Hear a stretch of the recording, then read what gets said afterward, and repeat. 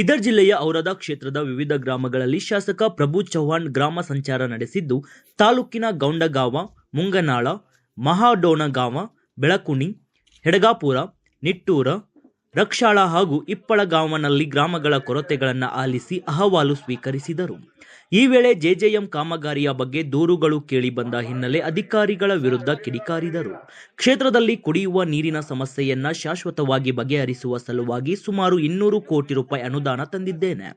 ಆದರೆ ಕೆಲ ಗುತ್ತಿಗೆದಾರರು ತಾವು ಕೆಲಸ ಮಾಡದೆ ಬೇರೊಬ್ಬರಿಗೆ ಉಪಗುತ್ತಿಗೆ ನೀಡಿ ಕೆಲಸ ಮಾಡಿಸಿದ್ದು ಕೆಲಸ ಸಂಪೂರ್ಣ ಕಳಪೆಯಾಗಿದೆ ಅಂತ ಕ್ಷೇತ್ರದ ಜನರು ಆರೋಪಿಸುತ್ತಿದ್ದಾರೆ.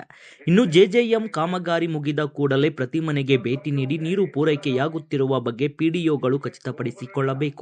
ನಂತರ ಕಾಮಗಾರಿಯನ್ನು ತಮ್ಮ ಅಧೀನಕ್ಕೆ ಪಡೆದುಕೊಳ್ಳಬೇಕು ಎಂದು ಪಿಡಿಒಗಳಿಗೆ ಕಟ್ಟುನಿಟ್ಟಾಗಿ ಸೂಚಿಸಿದರು. ನಂತರ ಸರ್ಕಾರಿ ಶಾಲೆಗೆ ಭೇಟಿ ನೀಡಿ ಮಕ್ಕಳೊಂದಿಗೆ ಕೆಲ ಹೊತ್ತು ಕಾಲ ಕಳೆದು ಶಾಲೆಯಲ್ಲಿ ಶುಚಿತ್ವ ಕಾಯ್ದುಕೊಳ್ಳುವಂತೆ ಶಿಕ್ಷಕರಿಗೆ ಸೂಚಿಸಿದರು.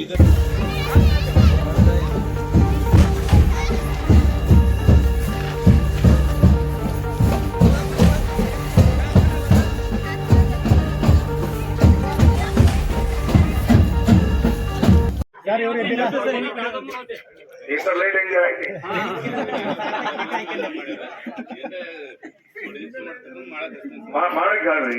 सर 300 मीटर पाईप बेकरी आली आणि 10 वॉल गेल्या सर. एक वॉल नीट करायला 1600 रुपये मेगाने सर किती मेहनत चालले 1600 एक वॉल ला.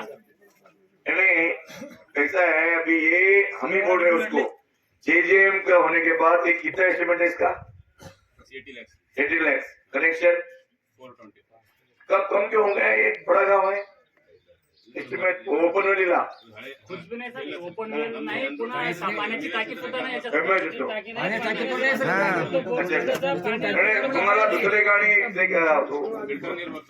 ते पण ठेवलंय मी.